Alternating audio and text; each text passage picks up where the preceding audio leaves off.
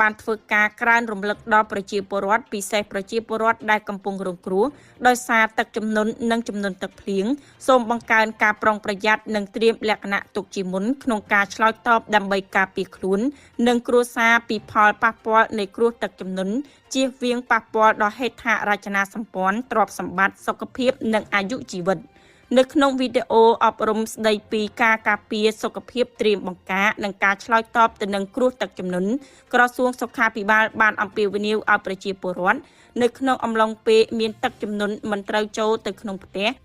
ឬអគារទ្រុឌទ្រោមព្រោះអាចស្រុតបាក់បែកបង្កឲ្យគ្រោះថ្នាក់មិនត្រូវប៉ះពាល់គ្រឿងប្រើប្រាស់អគ្គិសនីដោយដៃសើម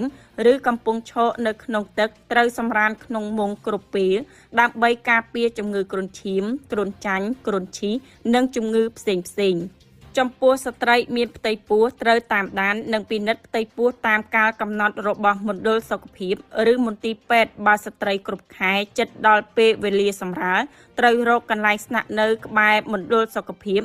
ឬមន្ទីរពេទ្យដែលនៅជិតលោកអ្នកបំផុតនិងត្រូវនាំកូនរបស់លោកអ្នកទៅចាក់ថ្នាំបង្ការតាមការកំណត់របស់គ្រូពេទ្យក្រសួងសុខាភិបាលក៏បានក្រើនរំលឹកបន្ថែមថានៅពេលធ្វើដំណើរដោយជិះទូកឬកាណូតនៅពេលយប់ត្រូវមានភ្លើងបំភ្លឺ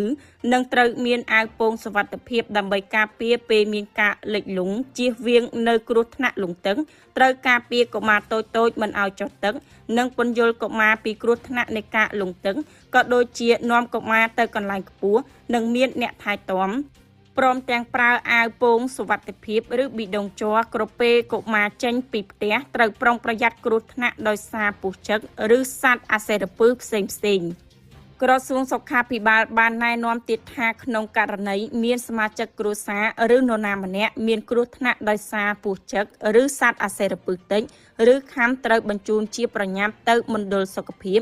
ឬមន្ទីរពេទ្យដែលនៅជិតលោកអ្នកបំផុតដើម្បីទទួលការពិនិត្យនិងព្យាបាល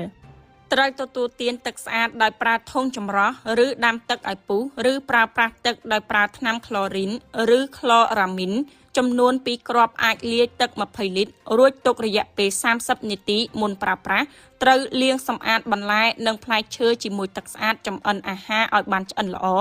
និងគ្របអាហារឲ្យបានជិតល្អដើម្បីការពាររុយរោមឬធូលីដីហុយចូលដើម្បីជៀសវាងនៅជំងឺផ្សេងៗដូចជាជំងឺរាគជំងឺរាគមូលពុលចំណីអាហារឬជំងឺផ្លូវដង្ហើមស្រួចស្រាវនិងជំងឺដទៃផ្សេងទៀតលាងសម្អាតដៃជាមួយសាប៊ូឲ្យបានញឹកញាប់មុននឹងក្រោយបរិភោគអាហារនិងក្រោយចេញពីបង្គន់ត្រូវធ្វើអនាម័យខ្លួនប្រាណឲ្យបានស្អាតដោយងូតទឹកដុសសាប៊ូកក់សក់និងបង្ការនៅការកើតជំងឺសើស្បែកពងទឹកកមរមាស់ជាដើម